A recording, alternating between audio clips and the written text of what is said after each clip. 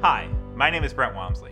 By training, I'm an ordained minister and educator, but at my core, I'm a community and youth advocate. A couple of years ago, following my tenure as a teacher in Compton and Los Angeles, California, I came to realize that the convenient, processed food I was eating was laden with sugar. Things I never thought of as sugary, such as a hamburger I would get from the drive-thru on the way home, were full of sugar and were contributing to my poor health. I began to change my lifestyle. I changed the way that I eat and I reclaimed a childhood love of cycling. The kids at my school were impressed with my weight loss.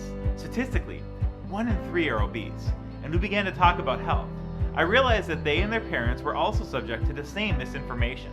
Most parents know that soda is a very sugary option, so they looked for healthier alternatives. Well, the food industry has done a really good job of putting all of this misinformation out there. Parents think that flavored waters, sports drinks, fruit punches, and even chocolate milk is a healthy option, but the fact of the matter is that all of those options have as much sugar as soda. Most of the students I've worked with lived in communities that had limited access to fresh fruits and vegetables, and because of economic challenges, are forced to pick between convenience and nothing at all. I don't think this needs to be the reality. In fact, I believe very strongly in the self-determined power of parents and communities to come together for health equity. There are structural changes that need to happen, and I am starting SugarWatch with the aim of supporting those communities. Students have to be physically ready to work their minds in the same ways that they would be physically ready to work their bodies. And if they're not fueling their minds with nutritious food, then it's going to be really difficult for them to learn at school. Also, if their bodies aren't healthy, they're not coming to school. You see kids missing weeks of school by the end of the school year because they've had so many sick days. And that means that they're missing instruction. That means that they're missing opportunities to practice skills. That means that they're missing the learning that's going on at school. SugarWatch is going to take a strategic and multifaceted approach to addressing issues of food deserts, misinformation, and school nutrition. My heart is dedicated to improving our schools and communities, so I plan to address these issues by partnering with local schools to become community hubs.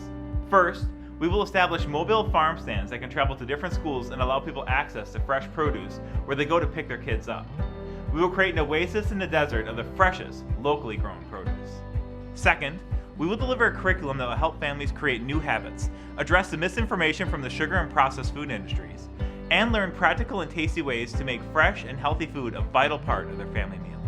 Third, we are going to ensure that civic leaders and policymakers hear from community members directly as they advocate for improved school nutrition and better nutrition policy outcomes locally and nationally. To begin this process, we have needs for pragmatic tools. We need funding to buy a vehicle to provide produce to our community.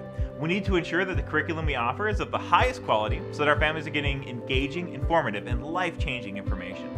We need to take steps to reach out to our community, inform them of better health outcomes, and see crucial changes needed in our schools, community, and nation.